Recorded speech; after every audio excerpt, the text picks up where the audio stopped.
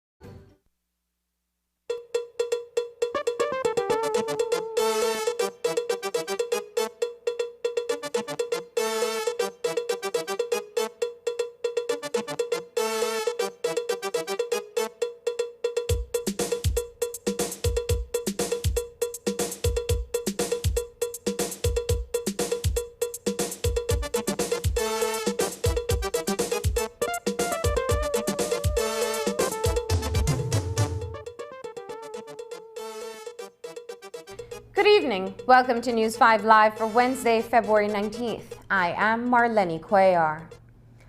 The 10 unions of the National Trade Union Congress of Belize have not taken to the streets for years. But this Thursday, their presence will be felt in Belize City against corruption under the banner, "Only the people can save the people." With the national mood running on edge, it will be one of the biggest protests that the government is facing following the John Saldivar scandal. Union members from all over the country will descend on the city. One of the NTUCB's biggest members, the BNTU, has informed the Ministry of Education that it will be taking part. This afternoon, the Ministry of Education granted a non-school day to the managing authorities of all government and government-aided schools. The ministry's memo says it will continue to engage relevant stakeholders with regard to the 180 days in the school year. From the South, the Southern Workers Union has also signaled it will march, and this afternoon, the National Student Union issued a release to say it will be counted. There is also support from the Belize Energy Workers Union and the Christian Workers Union and the Public Service Union. Today issued a call to its members to come out. As you know, the PSUs comprise of government employees, so it stands that they will be guarded in taking part. The PSU President, Gerald Henry, made a plea in this manner.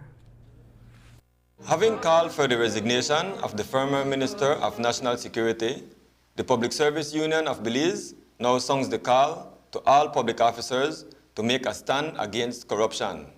The National Trade Union Congress of Belize and all its affiliate unions, which includes the PSU, will be staging a national demonstration against corruption on Thursday, January 20th, 2020 in Belize City. We encourage all public officers to apply for the day off or take the day off in whatever fashion necessary and come out in solidarity with your brothers and sisters from the NTUCB, the business sector, private citizens, students, NGOs, churches, and everyone who loves Belize and is willing to stand up for a better future for our children. Stop talking and start doing. Unity is strength, and where there is strength in numbers.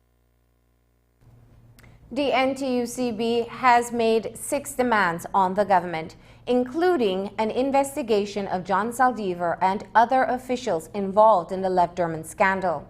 They're also asking for the implementation of the UNCAC. So on Thursday, they will leave from Constitution Park and head to the Memorial Park.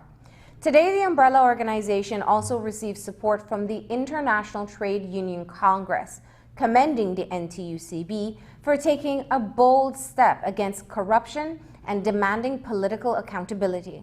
The message states that all across the world, people are losing faith in governments and political systems due to the failure of politicians to govern for the people and the all too frequent capture of policymaking by moneyed interests.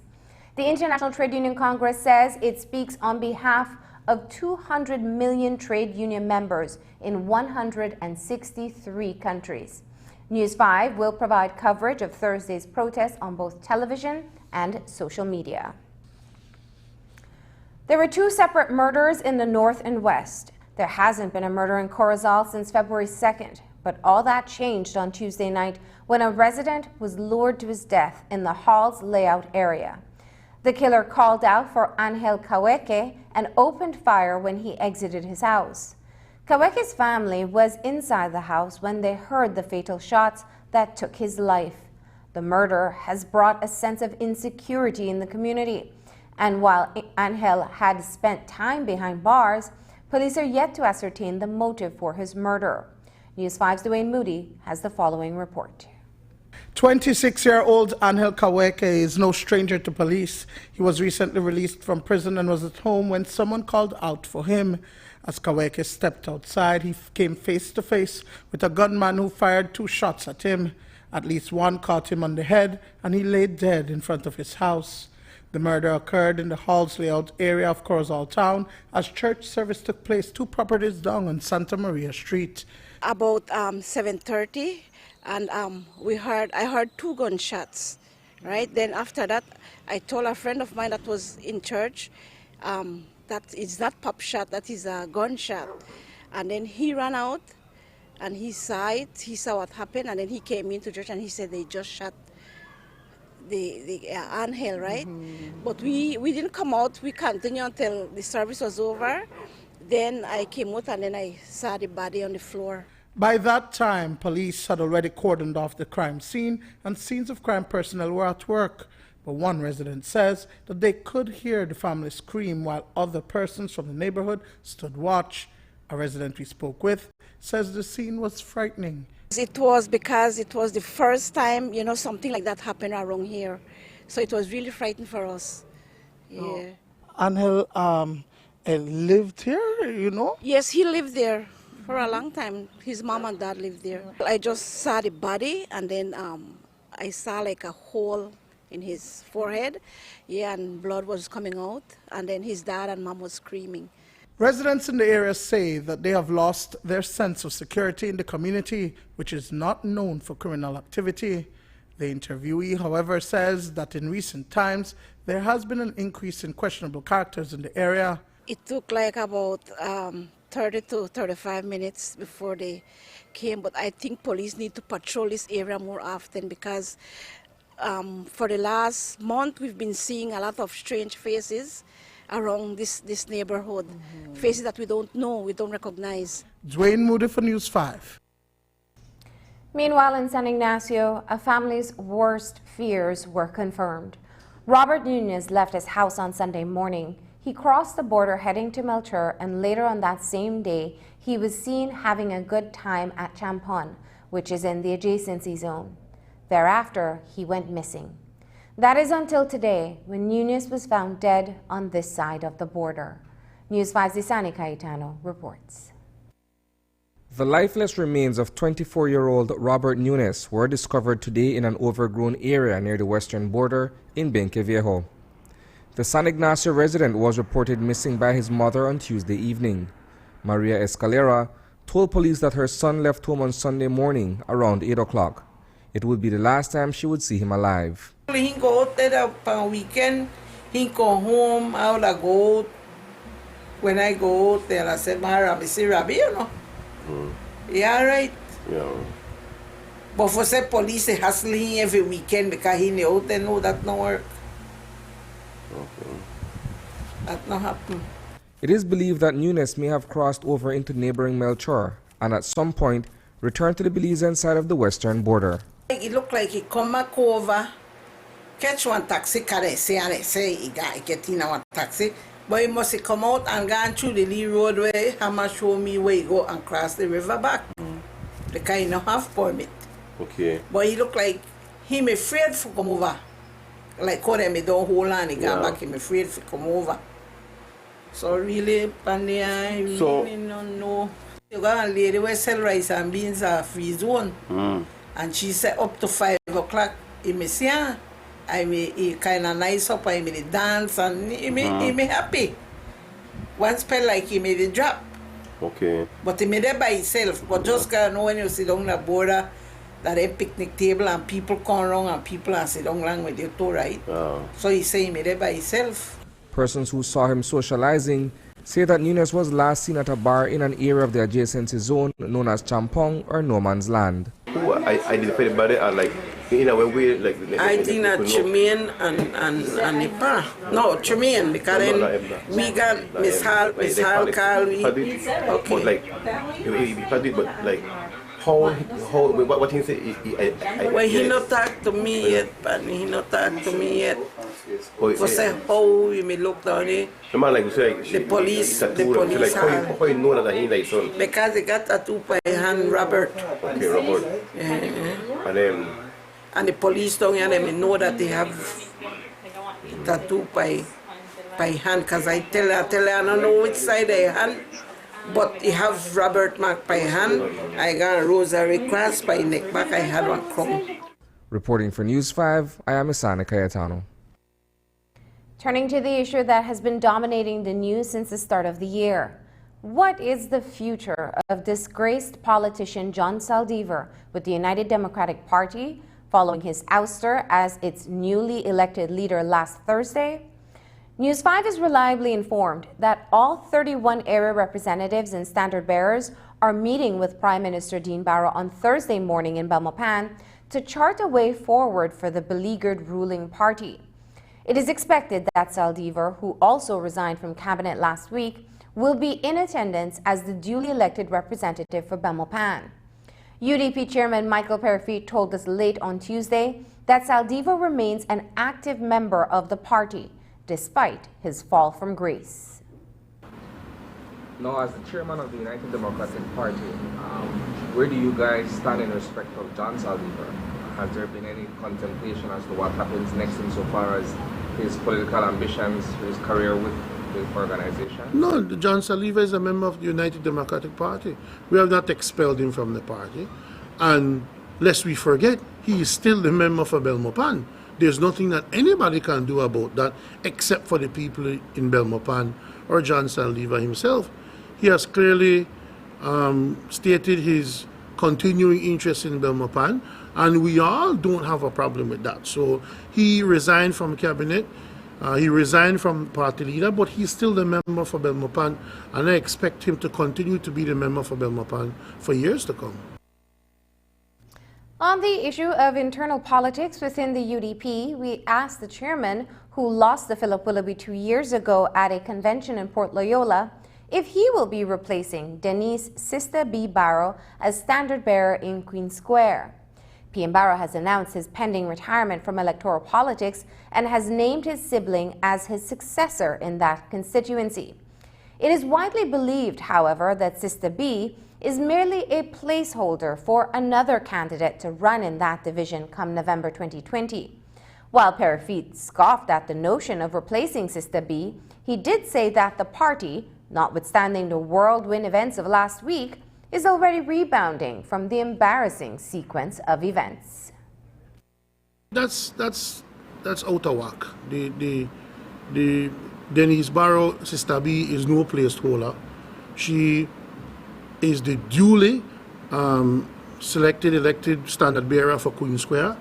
That's her division, in my opinion, and there is no plan or any sort of backdoor negotiation to have me go to Queen Square. I have enough work as the chairman of the party, Minister of National Security, and Attorney General. So to be to lay all the questions to rest, no, I'm not going into Queen Square. Finally, where do we stand in respect of all of the happenings of last week? Last week was the whirlwind for the United Democratic Party. Right. Where do you guys stand now in terms of either picking up the pieces, in terms of coming back together, reunifying, and that sort of thing? Well, there were no pieces to that fell. I mean, it's politics. And political parties go through changes, you go through challenges from time to time. We've been in government for 12 years. You know, it's bound to happen that you have some situations where they become challenging at times. It's just politics. So we know that we went through a little phase there, but we are already recovering and we're moving on. We're a mass party, and the party is certainly bigger than just a few people, and we move on to the next general elections without batting an eye. We have to select a new leader. That would either be by consensus or by another convention. We don't know yet. We will know that in the coming week or weeks. But that's what political parties do. You take your licks, you gather yourself, and you move on. Coming up, arguments are heard in the court of Justice Michelle Arana in the unprecedented case against the Chief Justice.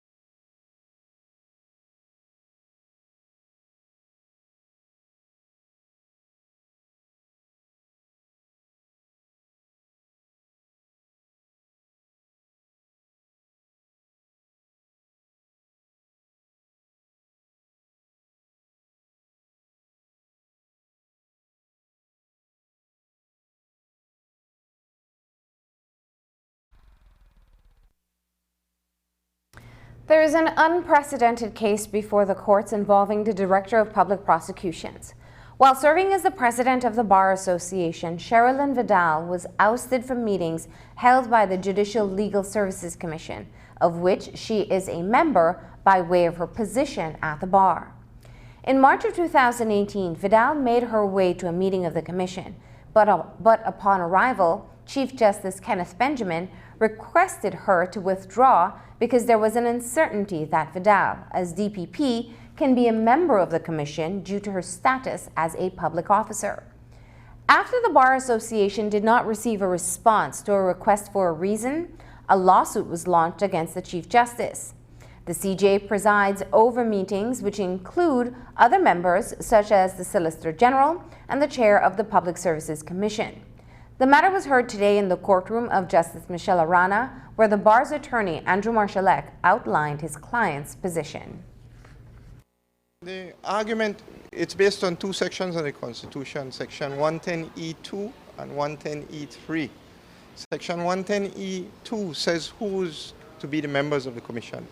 It says the Commission shall comprise of, shall meaning mandatory, has to include Chief Justice, the Solicitor General, the Chairman of the Public Services Commission, and the President of the Bar. So that section is beyond doubt. The President of the Bar has to be a member of the Commission. The Constitution mandates it. Subsection 110E3 now says, and it starts out with three critical opening words. It says, subject to subsection 2. Any person who's a member of the National Assembly or is a public officer is effectively disqualified from being a member of the Commission. Now, that's a disqualifying section indeed.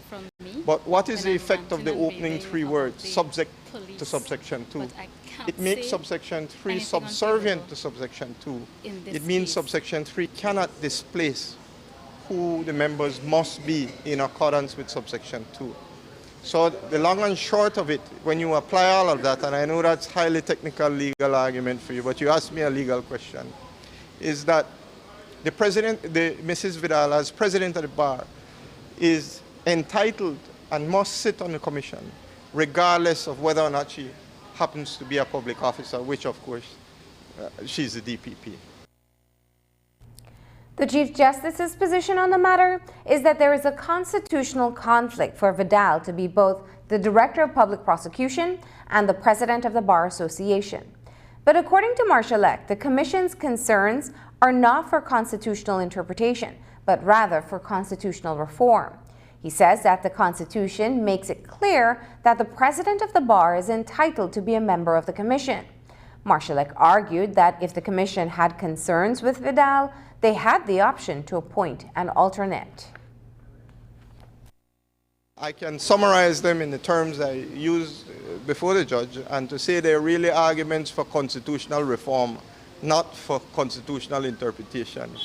It's arguments for what they would want it to be, given what they consider to be important, rather than what the language that is in the Constitution actually says. On the issue of delay, there are two ways of looking at it. If you look at it from their side, looking at us, they say we haven't done anything and haven't done it in a timely way. Fine.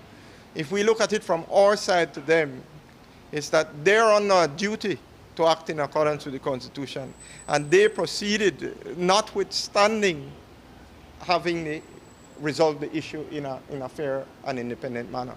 Because asking one of their own members to give an opinion is hardly an independent approach to resolving an issue that they themselves raised. How do you expect a complaint to be raised about the qualification of the President of the Bar to sit in the commission, made by the commission?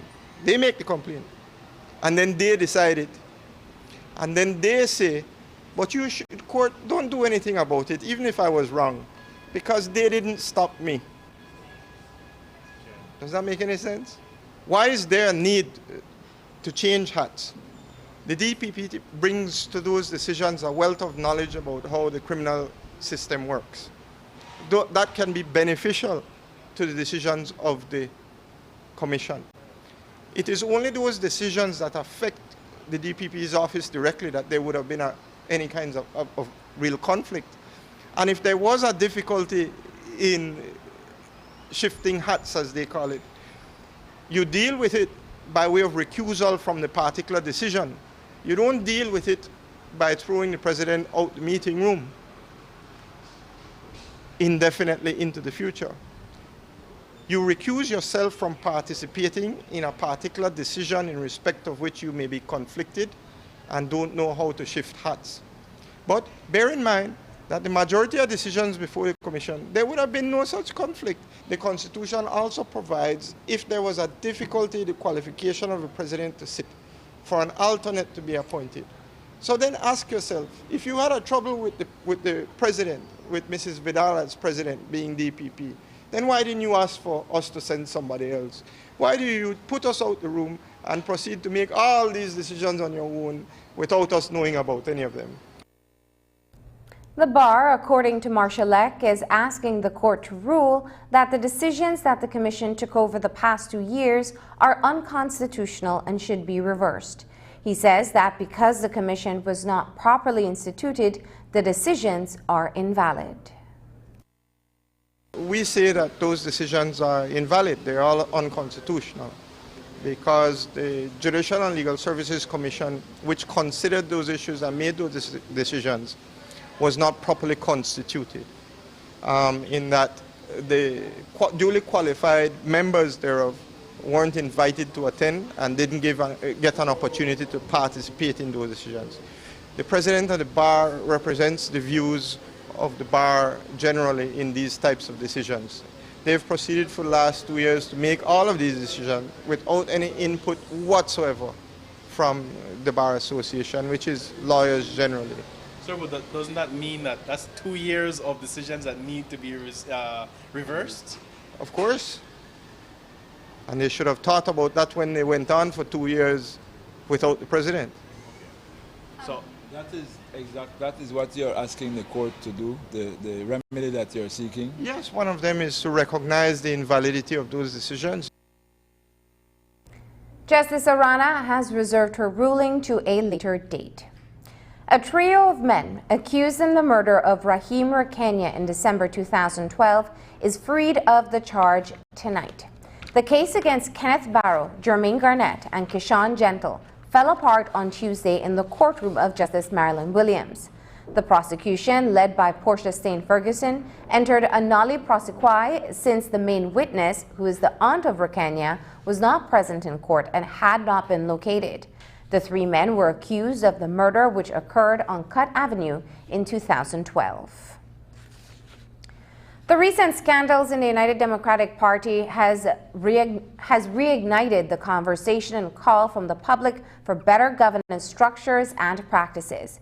Today in an interview on Open Your Eyes, leader of the opposition John Brisenia said his party recognizes that governance is on the forefront of everyone's mind. This is why the PUP has chosen to outline their plans for reform if elected to office. And the only way we can do that is by passing legislation, but legislation that have teeth that will be able to automatically get things. We have a lot of laws, but we don't implement them. Yes. That is why we're saying that we have to remove some of that powers. We are saying that one of the things that will be, it wasn't a part of what we mentioned, but that we have to limit the powers of the ministers. And I am saying that within the first 6 months, we are going to come up with a plan as to how we can limit the powers of the ministers. But the specific things we're talking about, strengthening the Accountant General's office, the Integrity Commission's office, making sure that the House works. We meet, once every 2 months, every 3 months? We are saying that we're going to meet at a minimum of 1 time every month. But also, these House committees that meet in secret and committees meetings that take 2-3 minutes. We are saying that, first of all, the Public Accounts Committee, which the government has been very good in frustrating Judas Espat as the chairman, that's the only committee that the opposition controls. Well, has the chair. Well, but they control the chair, not control. The chair, but yes. not control, exactly. The composition doesn't let. We have to change the composition, and we will not allow substantive ministers to be a part of the Public Accounts Committee. They are not going to investigate themselves. So we have to change that. We're saying we will change that. Also, we need to make it public.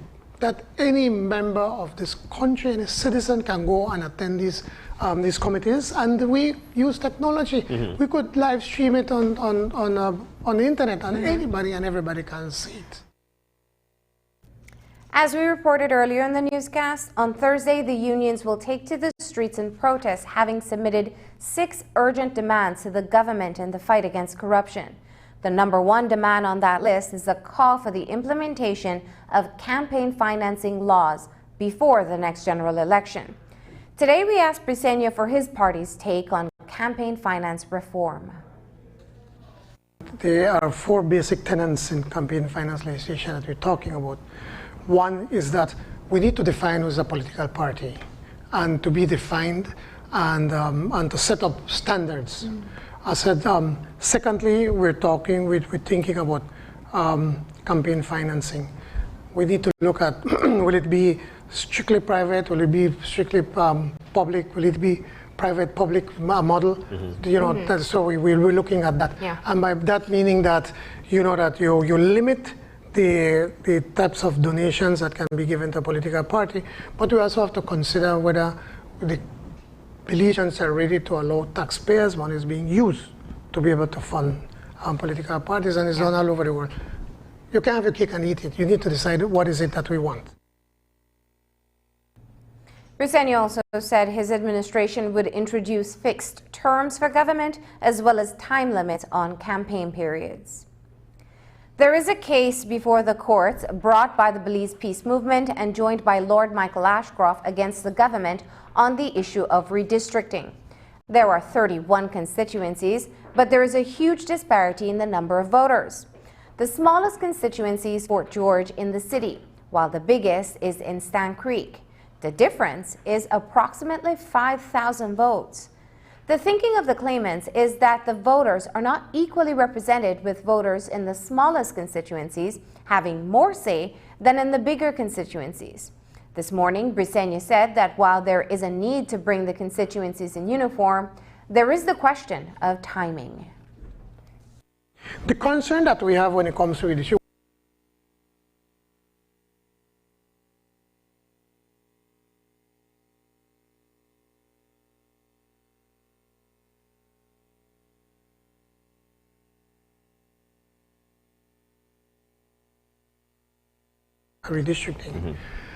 But we're coming too close to an election, we believe, to have a fair redistricting effort at this time.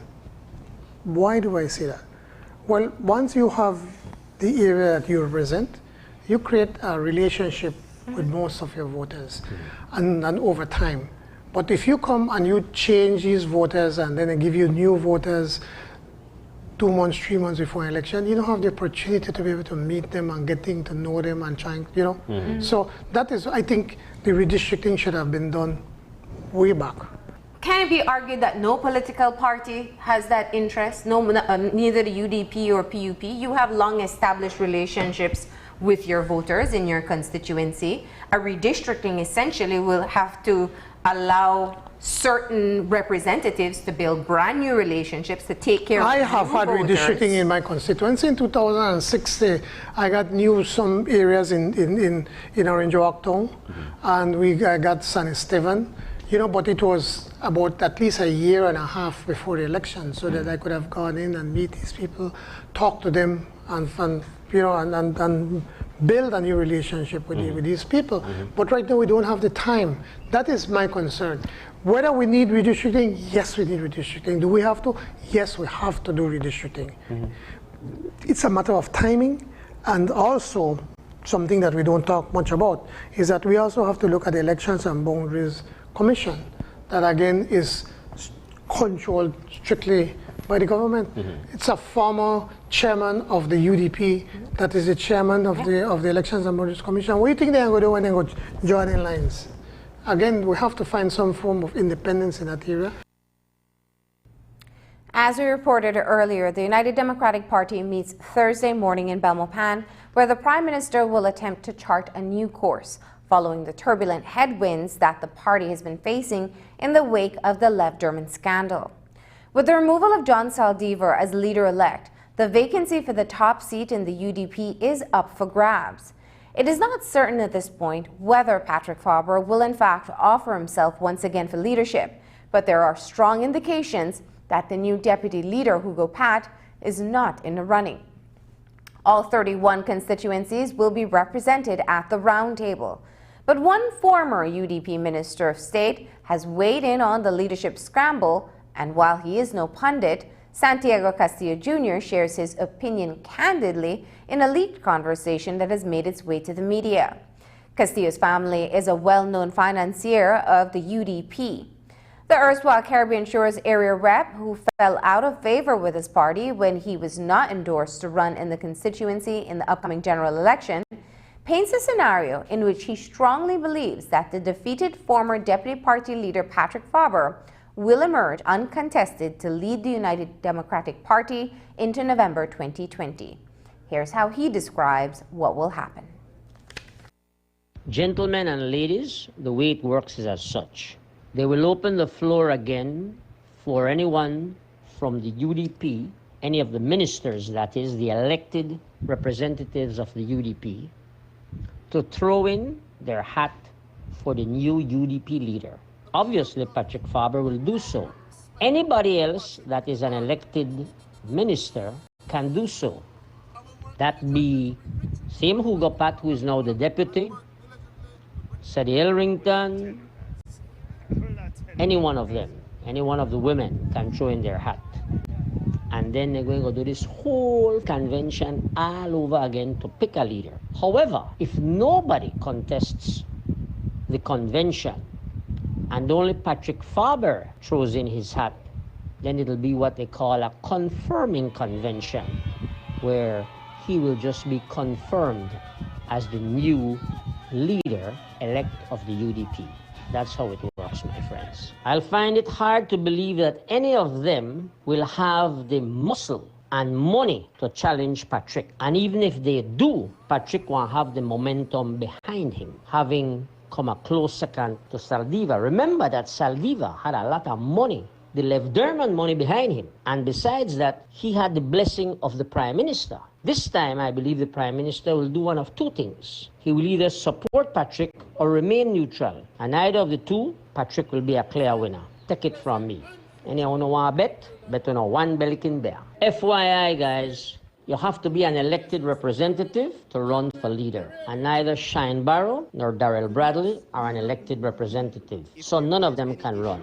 It's between the 19 members that are presently in cabinet, minus John Saldivar, minus Dean Barrow. So it's 17 that can offer their hats for the position of new leader of the UDP. And what Hugo Pat has against him, which was all right for UDP deputy leader, but will be against him if he tries to run for leader, is that he's being supported by Gaspar Vega, who is a persona non grata for many UDPs, including me. Also, guys, if you notice the history of the UDP, they've always had a leader and a deputy leader that are Spanish and black. Manuel Esquivel, leader of the UDP. Dean Barrow, deputy leader. And he was groomed to take over the leadership without no contest. Dean Barrow leader, Gaspar Vega deputy. Just now, John Saldivar leader, Hugo Pat deputy leader. Black and Spanish. It's a good combination because you cover the whole country. But in this era, I have been told by my colleagues in cabinet that it is always better to have the black man as the leader and the Spanish as the deputy. Dean Barrow, Gaspar Vega, John Saldivar, Hugo Pat. Hugo Pat is a rookie, too new to become leader. Father has paid his dues, been with them for 20 years. Hugo Pat, a Johnny Con lately, gentlemen. He won't cut it for leader of the UDP. Won't happen. I have been supporting Patrick Faber since he ran against Gape Vega and lost. Then he ran against John Saldivar and won. Then he ran against John Saldivar just now and lost. But I could tell you, having been in the belly of the beast, he's one of the cleanest. He got personal problems, but that are personal. After the break, 2 construction workers plunge from the future Heritage Plaza on Queen Street. We'll tell you how they're doing.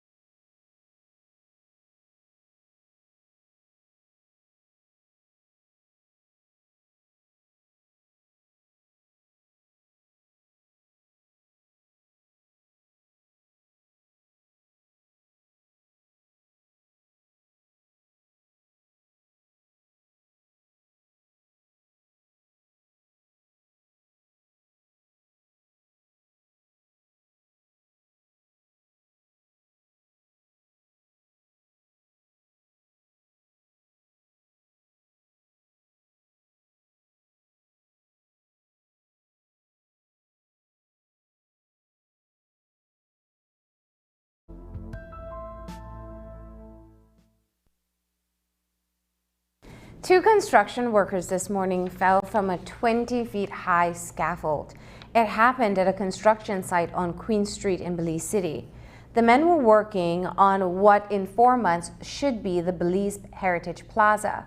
Originally named Paslow Building, the Belize Heritage Plaza is part of the House of Culture and Downtown Rejuvenation Project. The men were quickly rushed to the KHMH for emergency treatment. According to Project Director John Arana, the men received major external injuries, but X-ray examinations are being carried out to ensure that they did not receive any internal injuries. There were two individuals who were injured, Mr. Carrillo and Mr. Sanka. They have been taken to the hospital and we are awaiting the medical report. From witnesses, are you able to say what happened? We will await the investigation because the Social Security and Insurance Company has to do the investigation. We don't want to prejudice the gentleman. In terms of their status now, how are they doing at the KHMH? From the reports we have, that they are in reasonable health and they are being reviewed by the doctors, X-ray and the normal triage that is done. Okay, and in terms of injuries, are you able to say what sort of injuries they received? On one of them, there was a scrape on the chest area, and the other one, no external injury, but an X-ray is being done to confirm that internally there wasn't any damage. And they fell from how high? It's the second floor, so that height would be between 15 and 20 feet. According to Arana, since the Downtown Rejuvenation Project commenced 4 years ago, this is the first major incident that occurred. He says that safety measures for the workers will be boosted. We are concerned about what occurred and we are taking measures with additional safety measures such as harness and other items that are recommended. Would you say that this brings to light the necessity of the hush bill? Definitely the approval of the hush bill is necessary. It will put responsibility both on the contractors and the laborers to ensure that safety is a priority on all sides. We have been executing this project for 4 years and we haven't had a major incident as this, but this serves as a reminder and a lesson to all of us.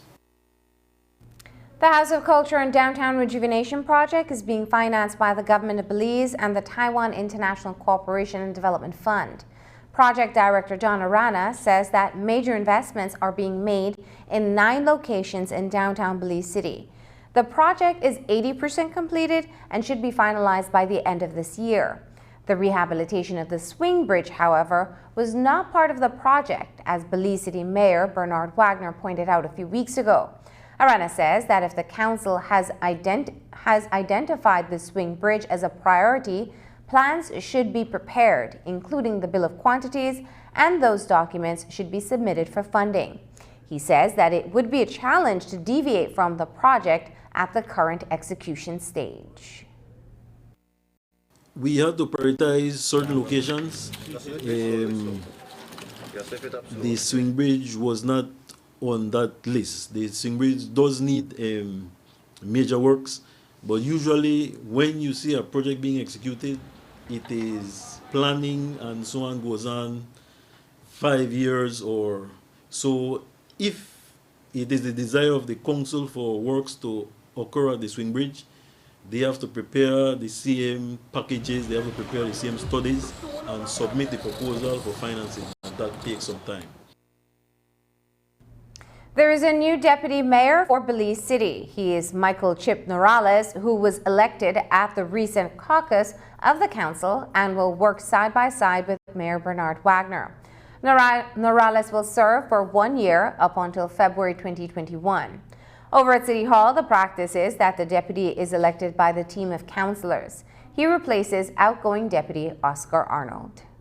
When we come back, fire officials say that electrical overload triggered a fire in Same Bite. You've worked hard your whole life.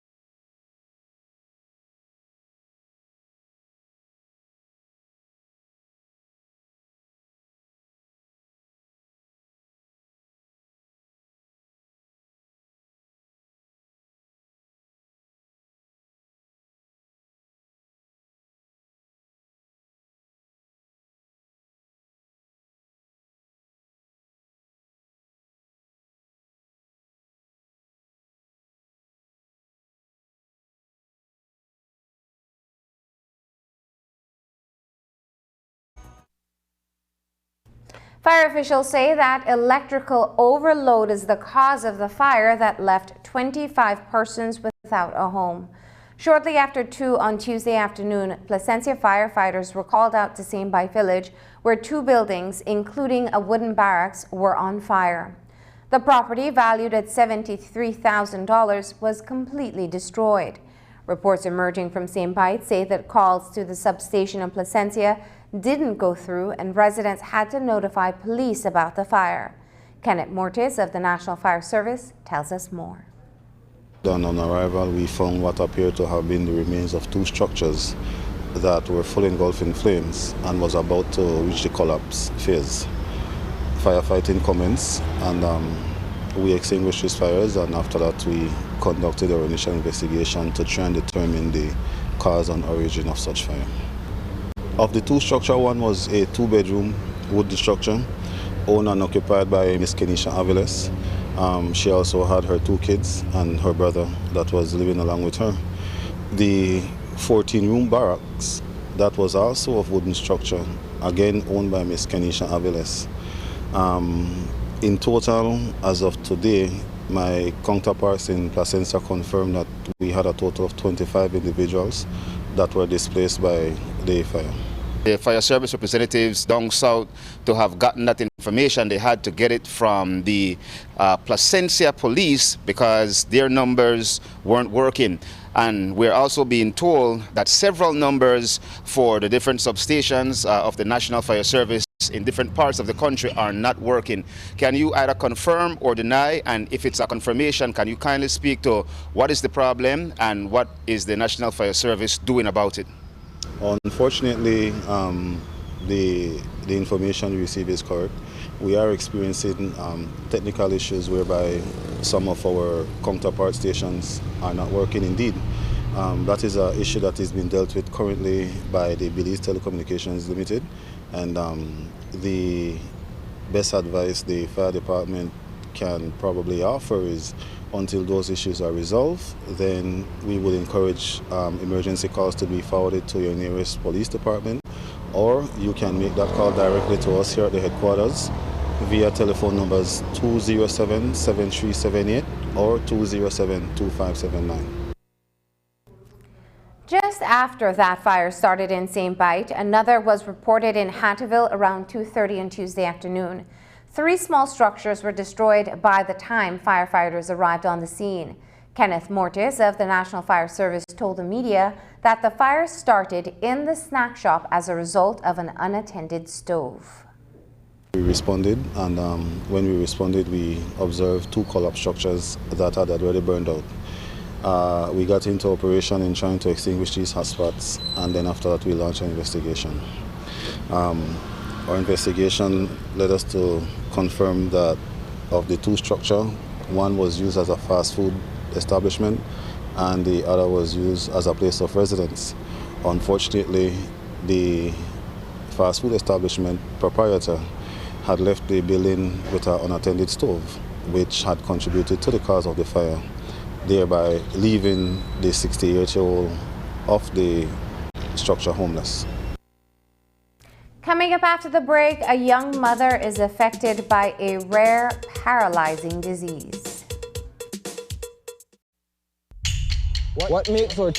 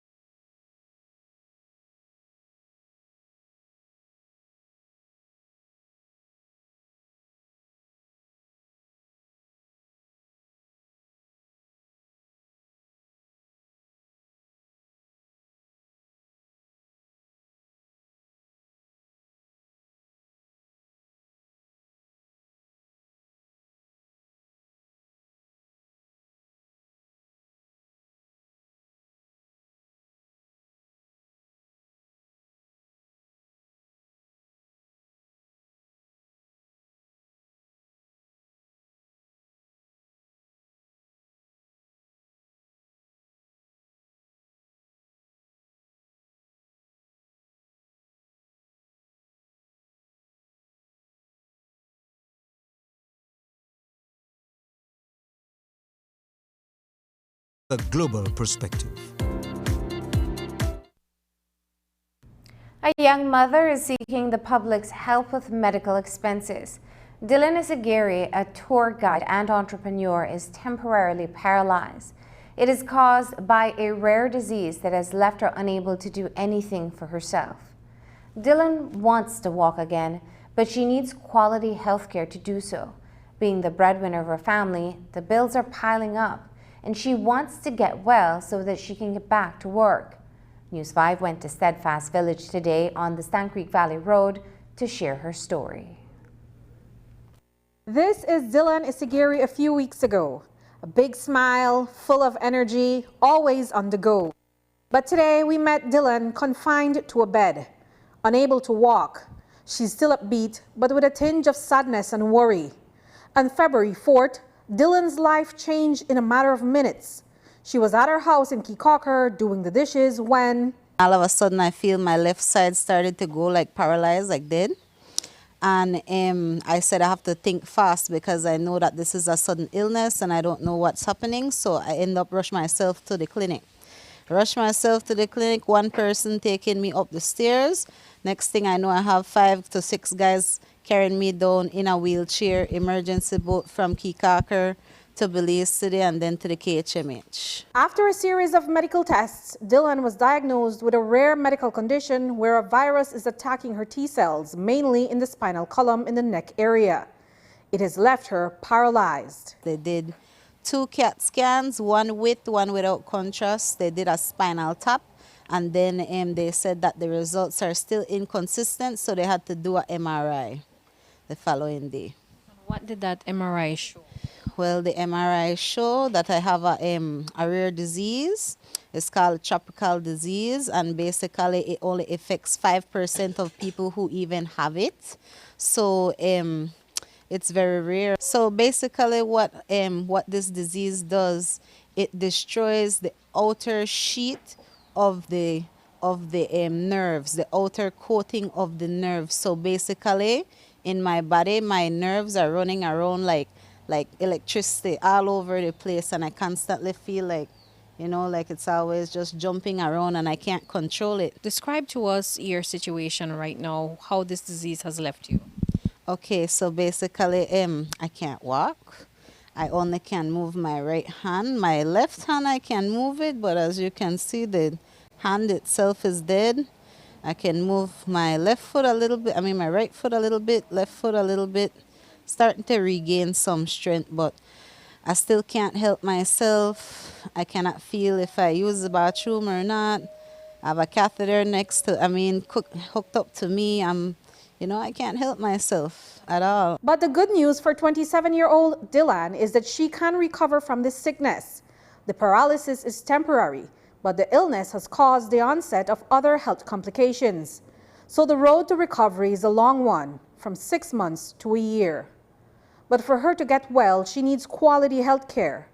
Dylan's family is hiring a caregiver, and they also need thousands of dollars to cover medical bills. It's 100% curable. The treatment will be like for 2 weeks. On the 29th, I go back to the doctor. The journey will be all mental and physical, because then I'll have to be the one forcing myself to regain my strength, force my body no matter what, try to push, try to exercise, try to eat healthy. It affects my lungs too, so like my lungs feel like it's sitting inside, and when I breathe, it only rises 3/4, and I can't get stressed out no more, because as soon as I get stressed, I start to have an anxiety attack, and then it makes my blood oxygen level go down, and I can't have a blood oxygen level less than 96. So I really can't stress no more. It's going to be a constant money that we're going to be needing, because 6 months to a year is a long time to try to recover. Right. And so as a part of your recovery process, you'll also need to do physical therapy, from what I understand? Yes, I'll be needing to do physical therapy because it's going to help regain my strength. And also, I need it because sometimes I do feel like with the medicine, I feel my body gets swollen, and you know, sometimes I really feel heavy and stuff, and I'm in pain sometimes, or I feel burning. Today, Dylan's friend Lisa Mulcahy is visiting. She has known Dylan for a couple of years now, so she has set up a GoFundMe account for donations. She's also hoping that the public can give a hospital bed. Mulcahy says that it's tough to see her friend suffering like this. I was so surprised because she's such a healthy and vibrant person, so I was really shocked, and yeah, I mean, I couldn't believe they were talking about this, and especially in the beginning when they were saying, oh, it could be a stroke, and I'm thinking, no way. You know, just last year in July, Dylan and I were in the pool doing our lifeguard training. You know, she was rescuing other people and swimming, so, you know, she's a very strong swimmer and diver. I was very surprised. She's an amazing person and a very strong and strong-minded person. I admire her a lot. But, you know, normally when she would be at her work, she's a very active person. She's a very social person. So she's really excellent tour guide, always, you know, motivating people and inspiring people, really good with people. And so to see her in a situation where she can't do what she loves, I know is really hard on her. One of the big things that we need is a mechanical hospital bed. That's really important for her recovery. And then also nutritious food, vegetables and those sorts of things. I'm trying to think, you know, obviously financial donation. She's not supposed to be stressed, so that if people can help and assist the family with their hospital bills and expenses of life bills, then that would greatly reduce her stress and help her get better sooner. Before she got sick, Dylan was the breadwinner for her family. She was a tour guide and also operated a small jewelry business. But now that Dylan is paralyzed, she cannot work. She is also a single mom of a 6-year-old special needs baby boy. Those responsibilities are now weighing heavily on her head, and she hopes that the public can assist with her medical bills so that she can get back on her feet and provide for her family. It's kind of hard for me because I'm like a very independent person. I don't believe in having people help me. I'm always out there, you know. I always tell people I have more than one job, you know. I'm a tour guide, I'm an artist, I'm an entrepreneur, and I'm also a mother of a special needs child. And I also have a mother who you know, she have back problems and stuff like that. So I help her, and I also help her support my son. My son is the main reason why I work. Letting people know that this can happen to anyone. You know, I don't wish anything on anybody, but sometimes in life you have to learn how to take out time and appreciate the things you have around you, because this could happen to anyone. Like what I said with this disease, it only affects 5% of people that have it, and it could happen to anyone. Reporting for News 5, I'm Andrea Polanco. If you would like to help Dylan Isigiri, call 660-5747 or 653-0493. You can also make a deposit to Belize Bank account number 143-781-0102-20001. For those overseas who want help, you can contribute via a GoFundMe link being shared on Facebook. And that's the news. Don't forget that tonight's broadcast is available in both text and streaming video at channel5belize.com. You can also connect with us on our Facebook page at facebook.com/News5Live. I'm Marlene Cuellar. Thanks for joining us. And from all of us here at News 5, good night.